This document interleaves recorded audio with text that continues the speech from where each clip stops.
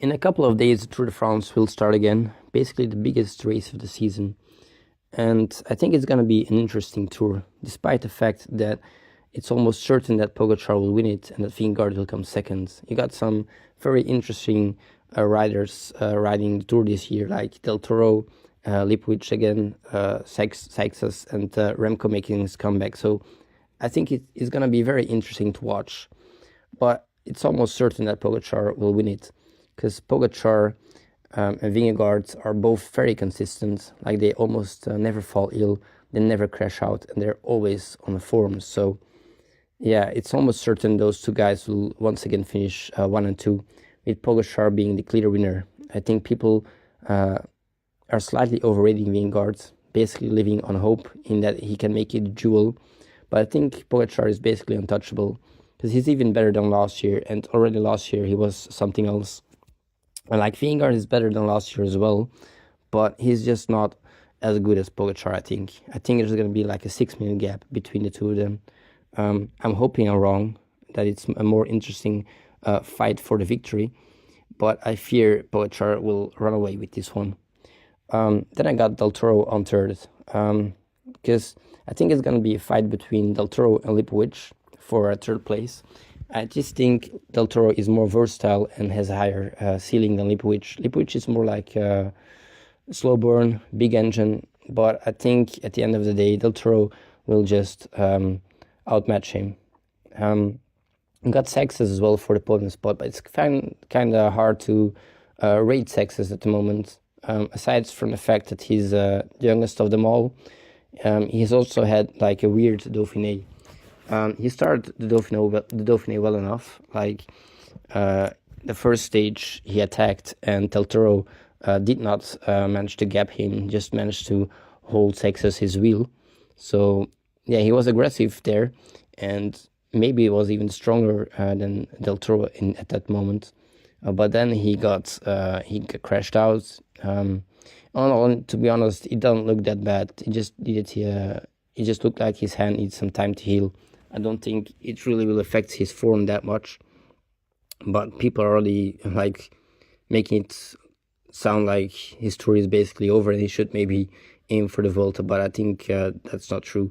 I think all in all, it didn't look that bad. So maybe Seixas will surprise, but at the same time, I can't quite put him alongside Del Toro and Lipowicz. Maybe because he's only 19, maybe because he's already had a pretty long season as well, and he seemed to be a bit out of gas during the Dauphiné.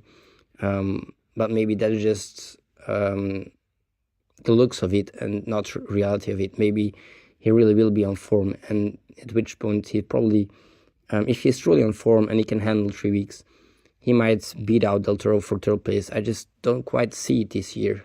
I think it's going to be top 5 finish for Seixas and not higher yet. But, the big French hope may surprise me, may prove me wrong. I don't think he's quite as good as Pogacar and Vingegaard. So at least he's not beating them, but he might beat Del Toro and Lipowicz. I just don't see it happening. Beyond that, we got a couple of top 10 finishers. That's like Arnsman, Rodriguez, Kjellmose, Plapp, Johannesson. They're all good, but they're not gonna really put big contenders in trouble. You got some interesting other riders as well, like Carapaz. Like if he's on form, he can cause havoc, but I think he's just gonna go for the polka dot jersey. Then you got Ayuso, but I just don't trust Ayuso. He just falls ill or he crashes. Like if he can stay healthy, he's a strong contender, but he just never stays healthy. And then you got Pidcock. And a lot of people rate Pidcock, and he did finish third in the Vuelta last year. I just don't see it. To be honest, whenever I see him go up against the truly big guns, he's always lacked a bit of power, a bit of watts. So I just don't think he has what it takes to truly challenge for the win. But that's just my opinion. And lastly, you got my favorite rider, and that's Remco Evenepoel. And it's hard to judge where he'll end up, because Remco has not shown the necessary form for the last 2 years to say, he'll turn up and he'll fight for podium. He just hasn't. His climbing has been subpar for the last 2 years. But of course, he did meet a car door.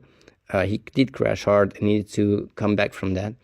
And maybe he's back to his former level, his Tour de France 2024 level.